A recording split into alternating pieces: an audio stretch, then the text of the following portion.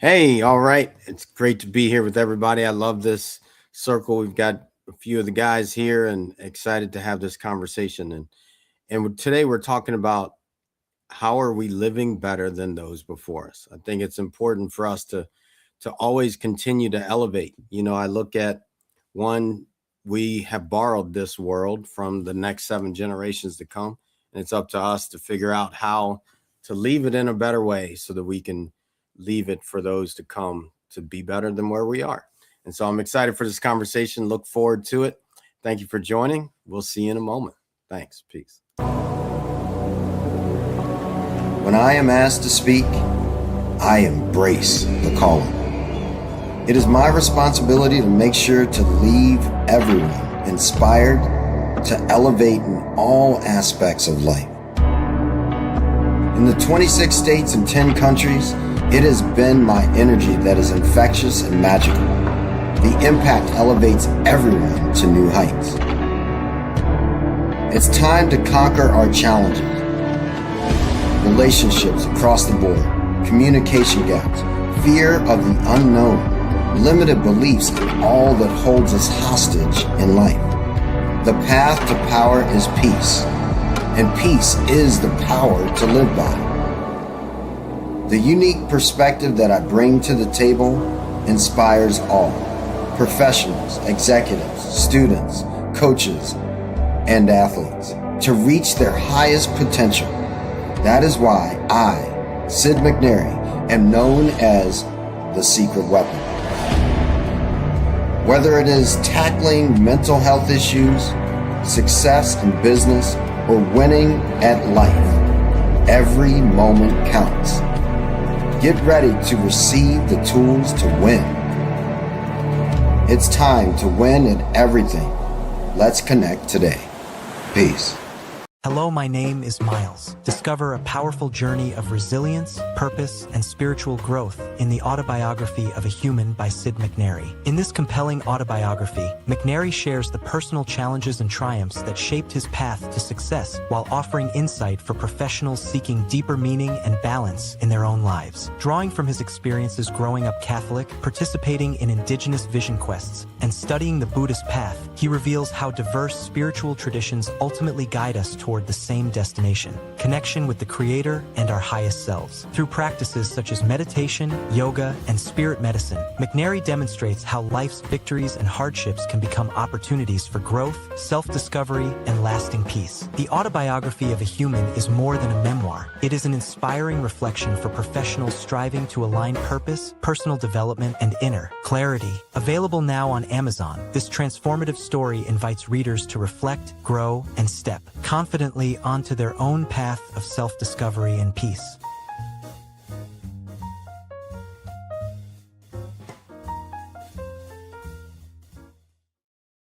All righty. We're back and let's get the guys up and get this party started.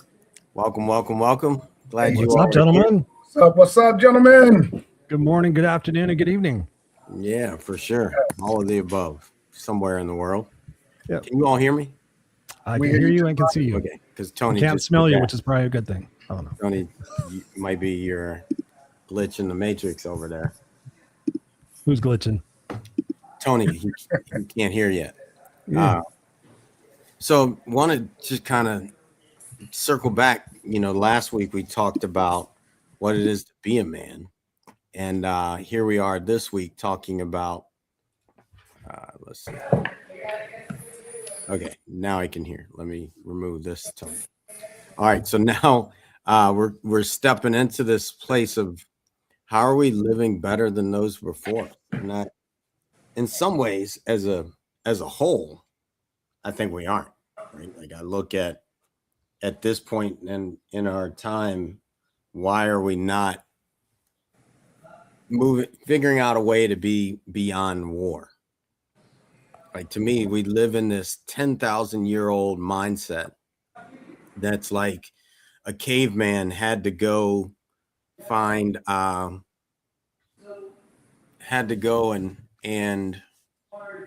find the honeycomb to have sugar, to gain fat, and yet we have electricity, we have heat, and we still have the honeycomb at every exit aisle of most stores, right? Like you can get your sugar and get fat, and most people are way fatter than the caveman because we still have a 10,000-year-old mind. Like sugar's not available. You know, that the aspect of war, the space that we can't figure out how to give to everyone when I don't know, what is it, 2% of the money is in of all money is in basically in 2% of the people. We can't figure this out yet. So we've gone into a dark space in many ways, in my opinion, and it's up to us to shift it so we can move it forward for everyone. That's just what's hitting me as I open this up, and I'll leave it open to anyone who wants to share into it as we start. Yeah, that's the mind-boggling aspect of what's going on. And Sid, and I like that you started with that. I was telling somebody the other day, I'm like, we have so much access to mental health, and mental health antidepressants are at an all-time high and being prescribed, but it doesn't seem like we're making any inroads in that. And you know, it goes back to what we were kind of talking about before we went live on the air, and talking about the ego, and wondering, you know, if we are in a better place and we have access to more information and more access to technology and more access to health and coaching and things of that nature, why aren't we healing as a society? Why is it still that pendulum of who has and who hasn't is getting broader and appears to be continuing to be that way? When the opportunity there for collaboration and community can be so much greater.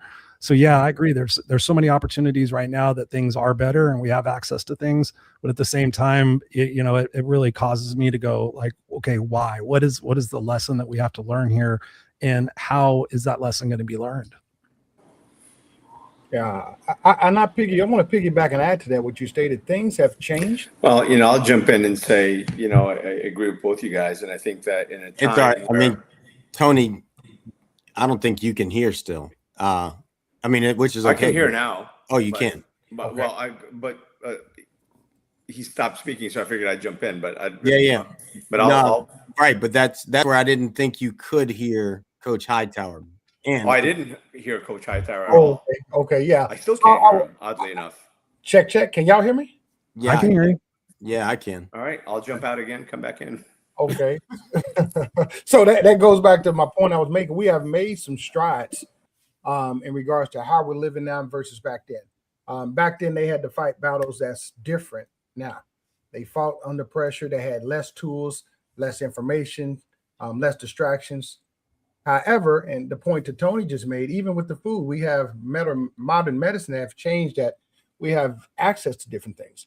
But when you also throw in the chemicals that's in the food, that takes away. We had real food back then. We was actually getting, real nutrition from food. Now everything is biodegradable. So you play another factor throws in that kind of throws off. Are we really living better? We have access to things. Technology is changing, but as technology is changing, we have other curveballs that's coming in the way. Even with technology, it's a gift and a curse.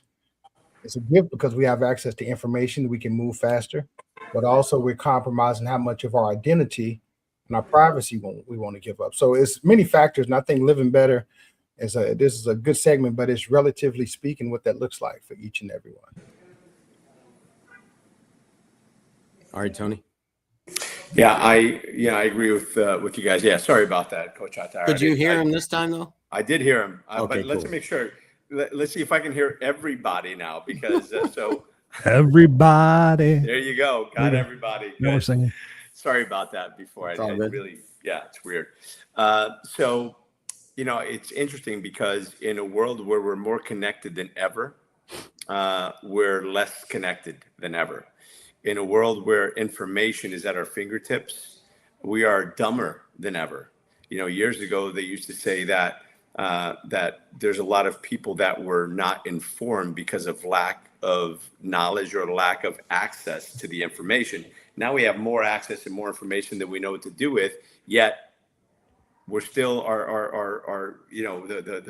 the brain trust is rapidly sinking. I think the IQ is just lowering across, across most of the world, because we get a little too complacent. We're not the struggle. I think that one of the things that we're dealing with is the struggle, the quote that's saying, oh, the struggle is real. No, most of the struggles are in your head, and most people don't struggle at all. Nobody's worried about the saber-toothed tiger outside. Most people aren't worried about where the next meal is coming from. Most people are living in the secure world, right? Some people aren't, right? A lot of people don't have food security or safety. Yet again, we're living in the best of times, and some might say the worst of times, because we are so disconnected. But I'm with Coach Hightower. The food isn't the same. Our nutrients aren't the same. We have a lot of things working against us, including those that are supposed to be looking out. So it's just interesting for sure. Yeah, I'll jump in, and you all went with food as part of the conversation, and yeah, it baffles me that in some countries we've got Bill Gates getting in trouble and getting his food banned, right? Like that he created a cell that continues to multiply itself to make fake meat. And in doing that, the only cell that really multiplies at that magnitude is cancer. So I think there should be, and I'm not sure about policing it other than we police it ourselves, which we have that power, right? Like, and we have that ability in this space where we can send text messages that can echo all over the world. And then it's like, okay, how do we make sure that everyone is policing it themselves? Like, I refuse to buy food with fake sugar in it. 19 years ago, in 19 years, I just went to the first, maybe a month ago, the first AA meeting, 19 years alcohol free. Like, now I chose it because I started to recognize, okay, if I'm going to be this guy of peace, the number one day of domestic violence because of alcohol is Super Bowl Sunday. So that all instantly hit my heart. Like, okay, well then I'm not drinking on Super Bowl at least. And then it echoed into, okay, I am going to be the one that will show people it can be different. Like really taking that level of responsibility on. And I've actually talked to people that drink like they want to, like fish. And yet they stand for, in their mind, the against domestic violence. Well, no, you don't. The truth is you don't. Because I just told you what that looks like. And if you're still doing it, you actually stand with it. You're still giving it access to everyone. And now most people don't really talk like on that level. Like, no, you're actually part of the problem. You voted for this person and you don't like them now, you're part of the problem. You didn't do your work. You didn't do your research. You didn't live into something. It's like that old statement, and I'm going to stop with this. Stand for something or fall for everything. I stand for character first. So when people ask me who I was voting for, I'm like, character, and it ain't showing up. So I ain't voting for these people. Like, I won't do it. Like, character first. How do you define character in your perspective, Sid? I think that'd be an important delineation for people who are listening. I think for me, character is what you do when you're alone and how it affects other people. Like when no one's watching, your character is who you are. And it starts with a thought that creates the action that creates a habit, and your habit done over and over again is the character everybody sees about you. That's it. And if you want to change your character, change yourself, stop doing the things that make you look like what you look like. If there's something that way, right? Like if you're somebody that's getting in trouble with the police all the time, maybe you need to change your habits to change your character and how you're viewed. You know, if every time you get pulled over by the cops and you're ballistic, I hate to break it, but you're going to have a problem. That's real. And I'm not saying that there aren't police officers with piss poor character, because there are. Yet I have to hold myself responsible. I just got pulled over 2 weekends ago. My wife, who's absolutely amazing, her birthday is in December. And when we got pulled over, fortunately, the cop walked up. And I think cops are on edge to make things easier now, which they should be, because they've had a couple bad apples. So this cop walks up, and here's Dr. Vibe. Glad he's here. This cop walks up and says, whose birthday's in December? And I'm like, and I knew exactly what I was asking. So I was just like, it ain't mine. It's this person right next to me called my wife. How did he know that? Because in Florida, it expires on your birthday, your license tag. Oh, really? Your license plate tag? Yes. Oh, wow. And then, so I'm like, all right, let me lean back. Y'all have this conversation because this ain't my car. I'm just driving today.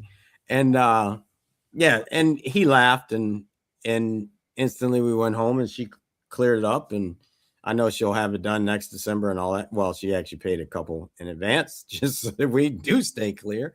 But yeah, I think that's such an important piece, that we have to take ownership of how life is showing up around us because we are in it. That's your character. That the habits repeated over and over and over again determine where we are. You know, it's like this quote I put up. All life is determined by your connection. Your connection to God will determine how your life shows up for you. If your life is always angry, God will be like, hey, they must like that. Let me give them some more angry moments. You know, if your life is peaceful, oh, Sid, he seems to like peace. Let me give him this and let's even challenge him. I'm gonna give him some of these things to see if he's really at peace. Oh, he is. So I don't have to keep giving him that because he's still holding the peace. You know, I think that's a big thing for me when I look at people and taking accountability for how we move through life.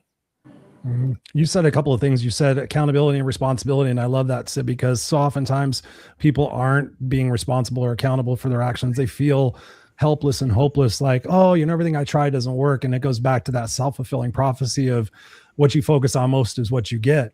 What do you guys think about ways we can inspire people to accept that responsibility and realize that each of us can have that impact within ourselves first?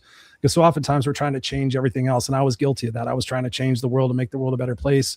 And then I realized that there was a part of me that wasn't being congruent. So I started working on myself and realizing, okay, there's certain aspects of my life that I need to take that responsibility for and change. And when I started doing that, the ripple effects of what it is that I was able to have causation for really started to dramatically improve. But I'm finding in conversations that I'm having with people, they're feeling like, why bother? Nothing I can do can really make a difference. It's already predetermined and all that stuff. How can we, what do you guys think? Because we got some amazing people here. What can we say to the men and women that are listening to have them be inspired to start making that gradual change within themselves and have that ripple effect seep out to the people that are closest to them?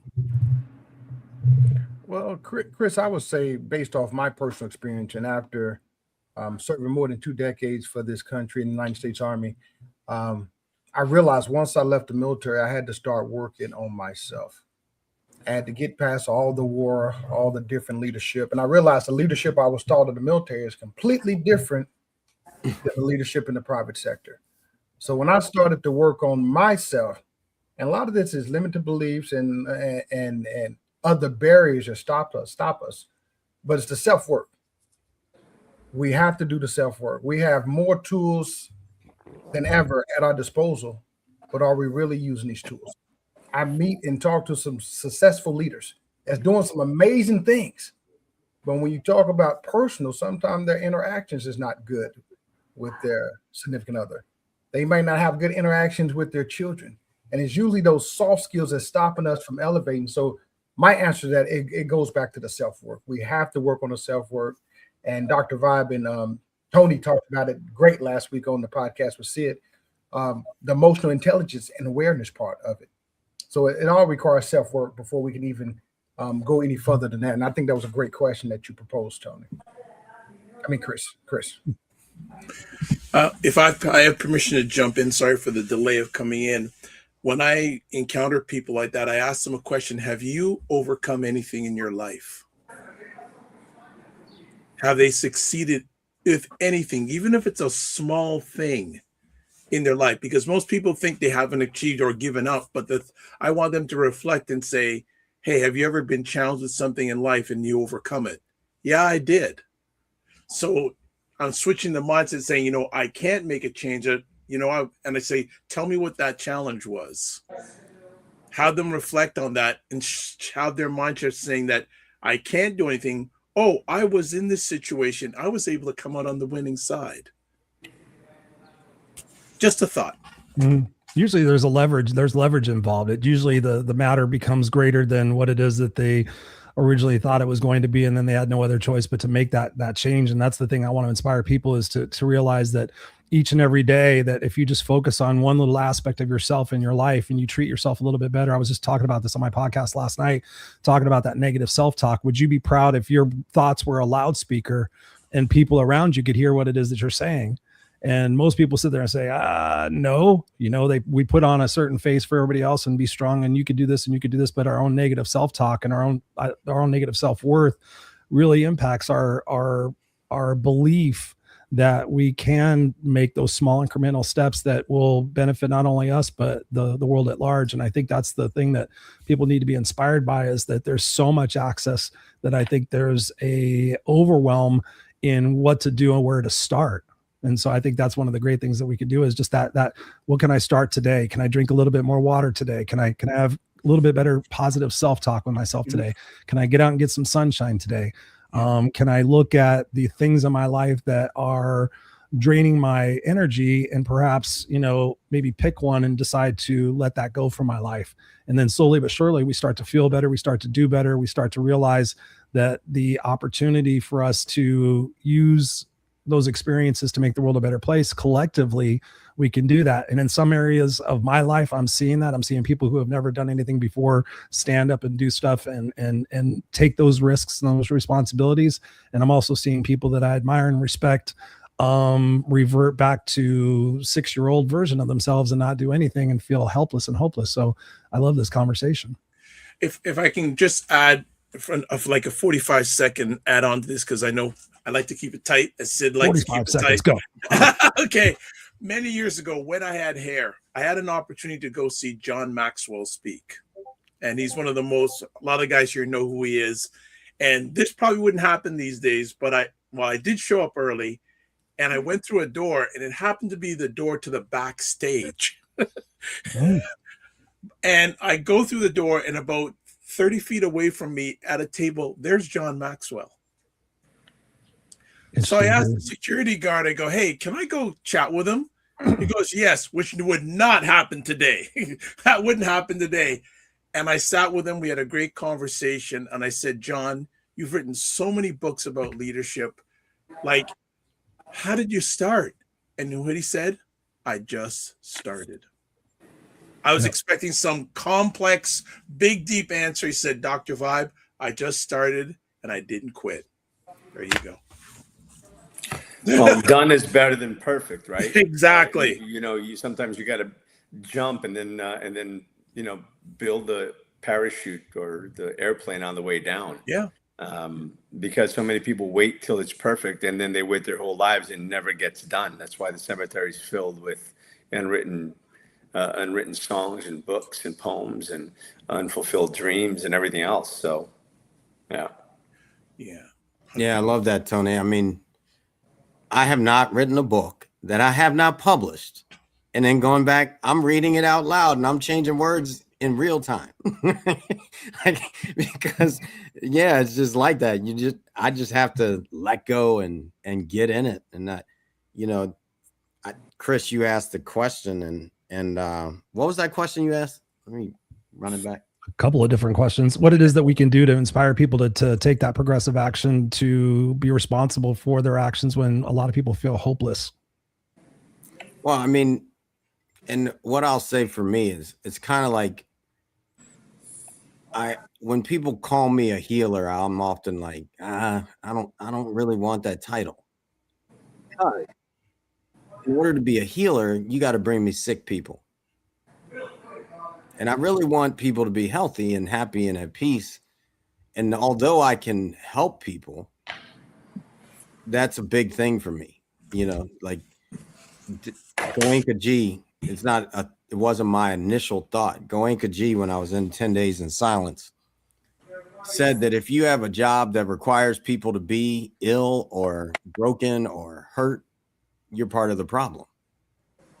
That's it. So I really, at this stage in my journey, I am looking to help as much as I can successful people be more successful, because I'd rather see everybody in success, period. And now, can we go higher? Sure. But I think for me, looking at myself is the biggest way that I can help other people, because I am the vibration of what I am pulling to me. Period, exclamation point. All of life is determined by your connection. I don't know why everybody's trying to call me right now. So decline him. I like that said. I like what you stated, because a lot of people, they look good online, but offline is completely different. So the question is not can we post it, but can we sustain it? And can your family feel it? Can your future benefit from it? And when I hear that, as I stated, I have a lot of leaders that reach out to me. When they reach out to me, it's usually about business. But when the conversation gets into it, it's usually personal. And as you stated, it goes back to that self-worth and that self-help. Sometimes we have to take that time for ourselves. And I heard you state that you was in 10 days of isolation. Most men, when I talk to, when they're going through situations, whether it's through their marriage, a slump in their career, sometimes they don't know how to take that time for themselves. And I ask, man, what do you do for yourself? Do you go to dinner? No, man, I don't go to dinner. I go to lunch by myself. Why not? It's awkward. It's weird. Do you take yourself to a movie? So a lot of the times, if we can't take time and be with ourselves, and we're constantly in the doing it every day, that's the self-healing. So I love that you've been able to, as you say, 10 days. 10 days is a long time, man. Some people can't even take 30 minutes, let alone a couple of hours to give to themselves and be in deep thought. So I think that's not I think, I know that's part of the solution. We have to get one in ourselves and one with God. Right on. I appreciate that. Somebody got a gerbil, I think I hear. Yeah, Tony, man, this is it's almost strange. And I say that because I see you in deep listening, and it's awesome. I'm not taking anything away from it. I'm not even going backwards. It's an observation for me of your own growth, in my opinion. Like, I can see it. And I've heard it not just here. Like, I heard it in your room the other day. Like, less reactive and stepping into. To me, that's the greatest thing you can become, is a listener. We got 2 ears, 1 mouth. If we listen, the more I listen, the more I actually add something that impacts. So I'm just curious, what's on your heart? I'm just listening. There's a lot of us on stage today, so I'm just kind of absorbing. I agree with much of what's been said. Obviously, many of us are like-minded and like-hearted in that way. We don't agree on everything, but we agree on the most important things, which is being like-hearted and being out there to help people. In this particular case, we're talking about men's health and men's, how we're going to handle that. And we're just here, brother. We're just here. Ultimately, we're just here walking each other home, right? And if we can help one person overcome a challenge because we've been through that challenge, and I think the wisdom often comes from the difficulties, or not often, it always comes from the difficulties in our lives. There's a quote that I love to share that says, I've never met a strong person with an easy past, right? Mm-hmm. Because that growth comes from that struggle, and we have to honor the struggle. And that's not one of my lines. That's Brendan Burchard. His tagline is honor the struggle. And we really need to honor that struggle. Yesterday I was at another funeral, of somebody 56 years old. He was, he's a good dude, big in the community. Like he, politically as well. He's a good guy.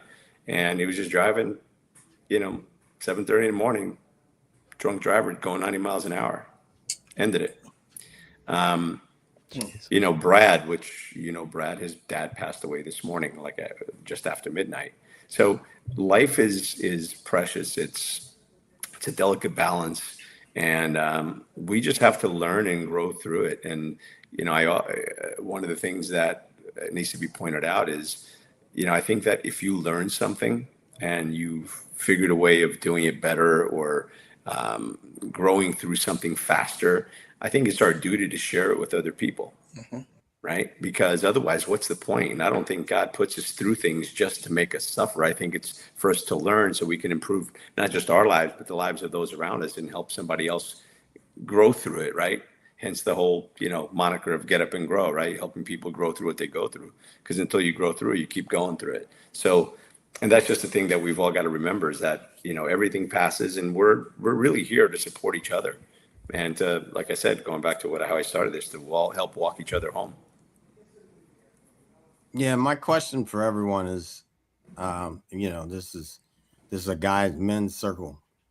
What's that tough thing that you went through that you now know?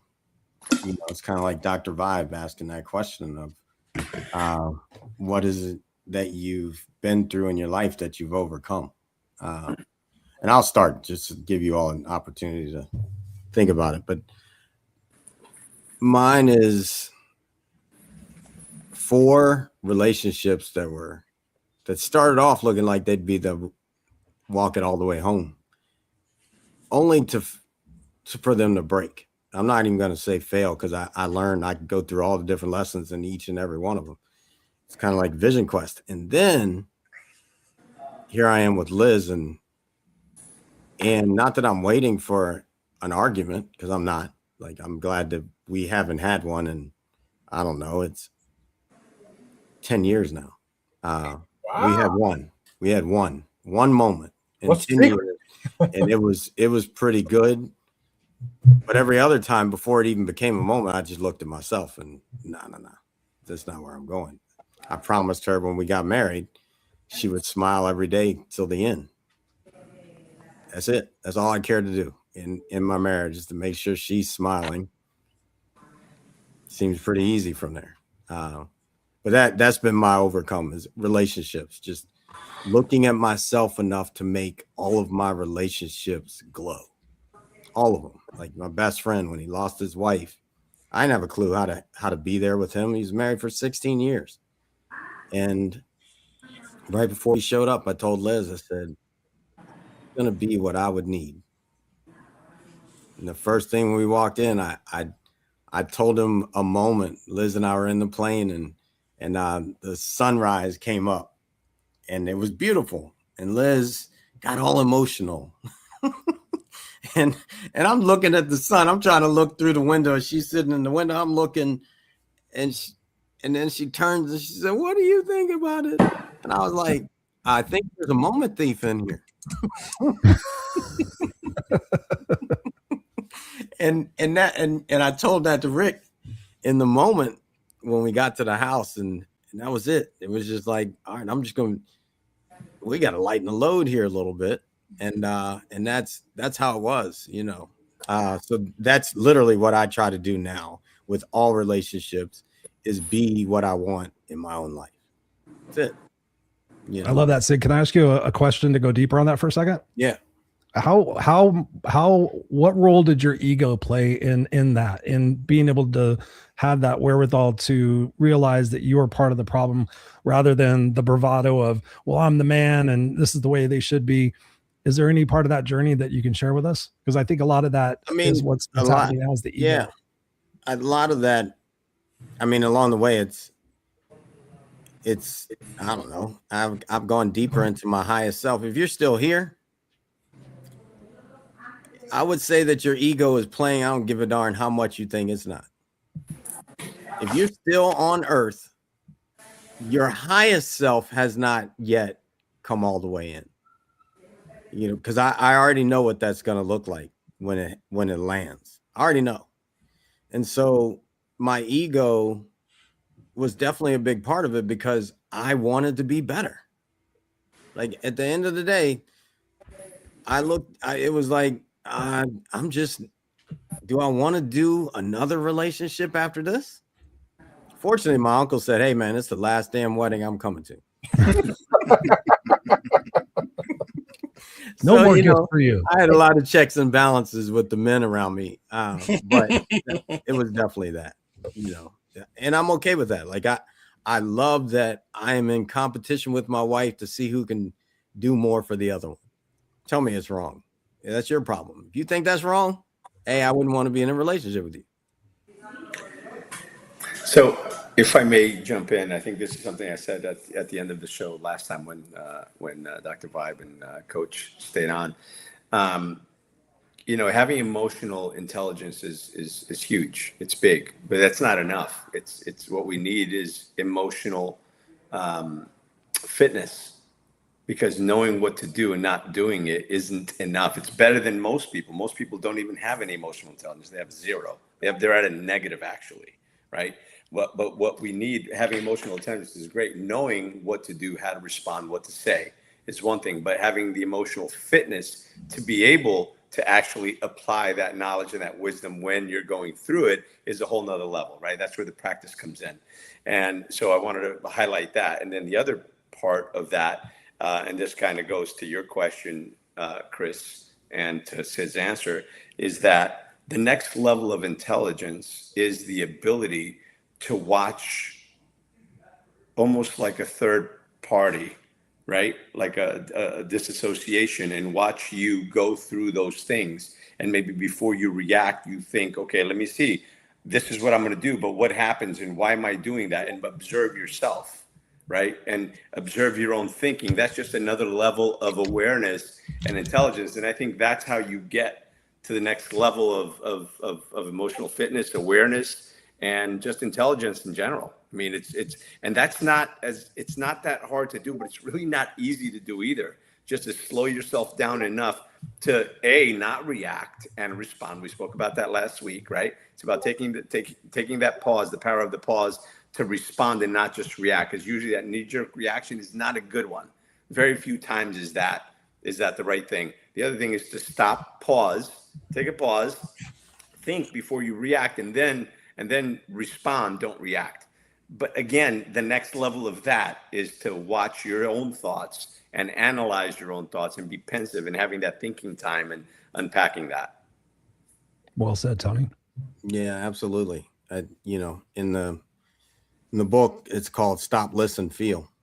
Stop what you're doing. If you're in a hole, especially, stop digging. You got to have the smarts to just stop doing the same crap. Yeah, it took me a while. Like, fortunately, my grandmom said, make a list of the perfect mate. Break up with the one you're with right now. Now make a list of the perfect mate. And then after I made 10 pages, she said, now go on as many dates as you can. If you find something wrong on the list in that person, fix it in you. You'll never see him again. It got to the point where I didn't want to go out on any more dates. I started giving women the book and saying, hey, will you read these 10 pages? Liz read it and started crying, and I knew she was the one. She said, how did you write me down in a book? It just took a long time to find it. That's all. Well, some people don't even know what they want. So you got to start with what you don't want, right? In order to figure out what it is you want. What you put in what you don't want, and the opposite of that is what you actually want, right? Right. I love going through that exercise with people. Like, I don't know what I want. I don't know what I'm looking for. Okay, what don't you want in life? What don't you want in business? What don't you want in your relationship?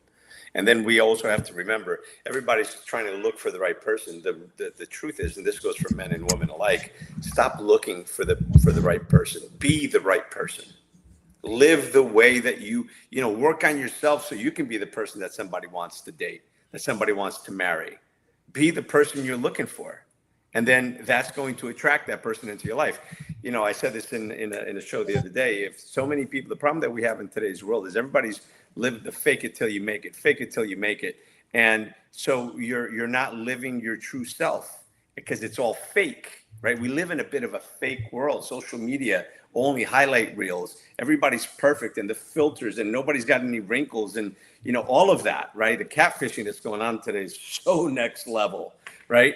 But the reality of it is, if you're always being fake and you're pretending, guess what you're going to attract? People that are fake, that are pretending. Then you both come together thinking you're both, these big bad boss babes and boss dudes, and you guys are killing it financially. You both come together and realize you can't even afford to go out to dinner, right? Because you've both been lying and catfishing, or the women that are like, anyway, there's a lot that can go, both men and women.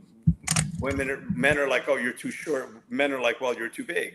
Or, there's a lot of things but we just got to be focused on being the best version of ourselves, for us being happy with us, so that then we can be happy with someone else, because happiness is an inside job. It comes from you. You can't be with someone, to make them happy. Like that quote that was going on forever. And it was a great movie. And I went with it too. You complete me, Jerry Maguire. Bullshit. You're not incomplete. You're a full person.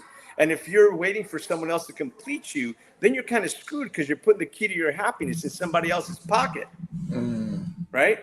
So stop doing that. As a matter of fact, don't even be happy. The goal shouldn't be happiness, because happiness is contingent upon an action or someone doing, saying, whatever, life going a certain way. Our goal should be to be joyful. Have you ever tried this? Has anyone else ever tried this? Taking 24 hours and make it the worst possible. Huh? Oh, bro, I don't want to be in jail. What are you talking about? With the exception of something that would get you in jail. I did. And I laughed at every stupid thing I did. Like I'm making this one up. I didn't do it, but it would be something like leave crap in the toilet and watch someone walk in and just laugh my ass off at the stupidest of things. Those are the kind of things I do. Like, all right, let me leave the milk thing off. So when someone takes it out, it's just milk everywhere. Like, just stupid. Like, all types of just ridiculous pranks. And it allowed, in the moment with the person I was with, for us to just start laughing at things. It says, as opposed to, and I'm kind of that way. Like we typically decide on what we want, and we decided because we built it around a past globe that says this is what's going to be good for me. Well, I'm here to tell you, going blind, and I would have never said I want to go blind, but I went blind, and I look at the world differently. I was paralyzed, and I rejoice on my legs every day I use them. Like, so choosing the polar opposite of what we want, for me, freed me up. It's kind of interesting, because the reality is we all, and this is a great old line. It's been around. I mean, Socrates probably quoted this one, is that you never know what you have until you lose it, right? And that goes for your eyesight, for your ability to walk, for the person, the woman you love, that man that you love, that relationship, that friendship, that kinship, that business, that opportunity, you name it. You never know what you have until it's gone. So appreciate what you have before it becomes part of your history, becomes part of the past. Every day. Right on. Yeah. Mm-hmm. All right, we got 10 minutes. So anybody got anything on their heart they really want to share? About time to bring it up, or forever hold your peace till next week. Come on, Dr. Bob, you've been quiet this time. Okay, well, okay. Just some general thoughts here that in some ways we're better than the men of the past. In some ways, because we have more information than before. The older generations had to figure things out with less access to education, the internet, public conversations. Like these conversations that we are having, did our dads have these? Did their dads have these? Something also too, we're more open about healing, and I consider this conversation healing for me. I think they did, though, like in a different way. Like, Yeah, maybe in a different way. I haven't been to a barbershop in forever, but I know when I used to go to the barbershop, it was a good old time. Like, and people would cuss you out if you needed cussing out. And what, True. right? It's Like point that was the men's circle. Now, I mean, I can fade my own hair, so I don't need anybody to do that. I can do it in the back. I can do the whole thing, so I don't need to go. And I feel like getting us back to the human moments, cutting each other's hair, like look in the wild, like monkeys are braiding each other's hair, looking through each other's hair, protecting each other all the time like that. So I think there's something to getting to our human nature. Yeah. There's a lot of things. I think we have access to a lot more things, but it doesn't mean it's any easier. I agree with you on that, Dr. Vibe. I definitely agree. And I stated earlier, we have access to information, more tools, but also is making us less reliant on nature. I'm big on a confused man. It's easier to pull off course. This goes back to what Tony was saying, but a clear man is hard to manipulate. I strive to be the better version of myself day to day. I'm always doing something different, whether I'm stretching more today, whether I'm praying more today, whether I'm giving my wife more kisses today. I'm always doing something to be better than I did yesterday. But we have to constantly keep moving. We have to constantly be doing the things that we're not used to doing. For example, how many of us, and I'm speaking to the men, even get in the ground and even put our hands in the soil? How many of us are even doing gardening? Most people don't. Most men are not even doing that. We have gotten. Tony definitely is. That's great. That's great. So things of that nature, man, we have to get back to the basics, because this is what our parents and grandparents was doing. They was in the yard. They was walking through nature. And as you stated, they didn't have these tools that we had today, which I love today, because it seemed like we're becoming more vulnerable to a certain degree. But as we're becoming more vulnerable, we're becoming more isolated because we're using technology. We don't have the barbershop experience that you spoke about, Sid. So because of that, we're getting away from the family environment. And I would tell you, as a person that has traveled the world, here in the Western world, family is not number one. No, it's not. We talk about family, but do we really practice family? Do we practice community? I'll tell you where family is. Where is it? Football. Like 100%. It was this. Now I'm not saying that people didn't, and I was one. People didn't go outside the house and go do whatever and then come back to family, because I definitely did that in that part of my life. I was 24 with a lot of responsibility that I may not should have. So anyway, with that being said, I feel like in football, God first, family second, team. Everywhere I ever coached, that's how they said it. And I'm sure, like they did in the military. Now, it wasn't always reflected that way, but at least they preached it. And I mean, preached it like nobody's business. So much that I got married at 24 because I was worried I wouldn't get a job if I wasn't creating family. Like, it was real like that. And it wasn't me being a baby daddy and not, it was called, all three of my kids were born by the time I was 30, and I was taking care of them and living into that idea, that concept, even though my idea of family is a little different now, but at least I had that aspect of thought at 24, where like everybody I know now is like, that's 24. They're like, you did what? Like, yeah, that's what it was. Oh no, I'm not sure that what did they call it the other day? I'm not sure if I'm ready to make a hard something. What did they call it? Basically a hard commitment, but they've got this new hip way of saying a hard commitment, these younger people, and they don't want to make one. No, they call something called YOLO. They live for the moment. They just say they live for the moment. And I would say, I think we're part of the last of the dying breed. We're probably about 8 to 10 years apart. That's on this podcast. I got one that he's real. Well, both of them are real. They're just both smart enough to say, Dad, we already saw what it looked like to have all these women coming and going. I'm just going to stay single till I find the one that's staying. So they took my life and flipped it and said, oh no, these chicken heads that they've dated in the beginning, let them run with their bodies, you know?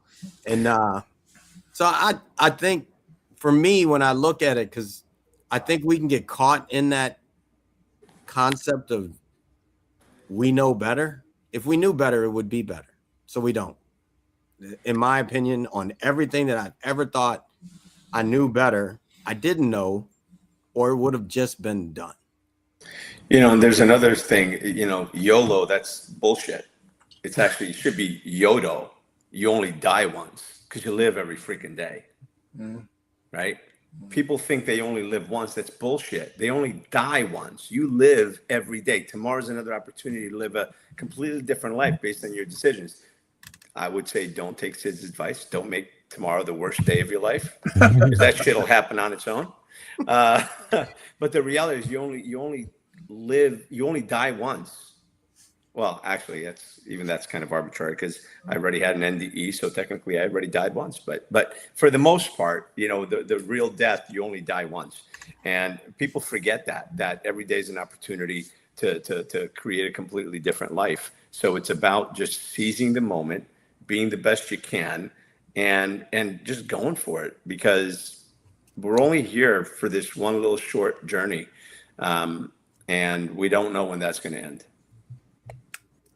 I have a challenge out there I put to myself, but anyone else who wants to listen to it. Are you building stronger families, healthier communities, and better futures for the boys and young men of the future? All right. Who else got a closing that. statement they want to make? Because it's 2 minutes. Who's got it? My thing, I would just like to, and thank you guys for all sharing today. I've learned quite a bit from you guys. I think the big thing is, like, you know, just taking a look at yourself from within and asking yourself the question, am I happy with myself? Do I like myself? Do I love myself? And instead of like projecting out on what's wrong with everybody else and what's wrong with this, and oh, I wish that was different, turn that focus inward and really take a look at the things you're tolerating from yourself, the things you're tolerating from others, the things you're tolerating from inanimate objects, and decide to make a difference in those areas of your life and take that responsibility. Like we said at the beginning of the conversation, take that responsibility to lead by example, and by executing those actions and making yourself a little bit more prouder every single day. I wake up with the intention every single day of gratitude. And what are my intentions today? And then when I go to sleep at night, I look back on my day and I'm like, what am I most proud of? Did I take that extra step? Did I push myself outside of my comfort zone? Did I make a difference in somebody else's life? Was I present and playful with my kid? And some days I get to the end of the day and I'm like, you know what? I didn't do necessarily a great job. So tomorrow I'm going to make that extra concerted effort. And as we do that, that opportunity for our growth and our love begins to expound, and it begins to attract other opportunities in our life. But if we continue to focus on what we hate and what we don't like and what we disagree with, we're going to invite more of that turmoil into our life. And because we do this men's circle, it's important for people to take that ownership today, because you don't have necessarily a guarantee for tomorrow. So I just inspire everybody to go out there and live with intention and gratitude and impact, and be the best you possibly can be for yourself, and share that shit with other people. Awesome. Thank you for having me. All right, fellas, it's been great. I'm going to close with this statement. An NDE is not a DIE, because I've been there twice. If people say you should be dead, nope, I don't think so. Because if I should be, I would be, and I'm not. So go live today. All right, peace. I've been at peace for so long, it seems like I've been sitting all alone. Would you know when the crew is coming through? They're the ones that will make anew. Gotta go, gotta flow, gotta choose the truth. We the ones that will raise the roof. Let's roll up and throw down. Let's go and feel the sound. Good vibes.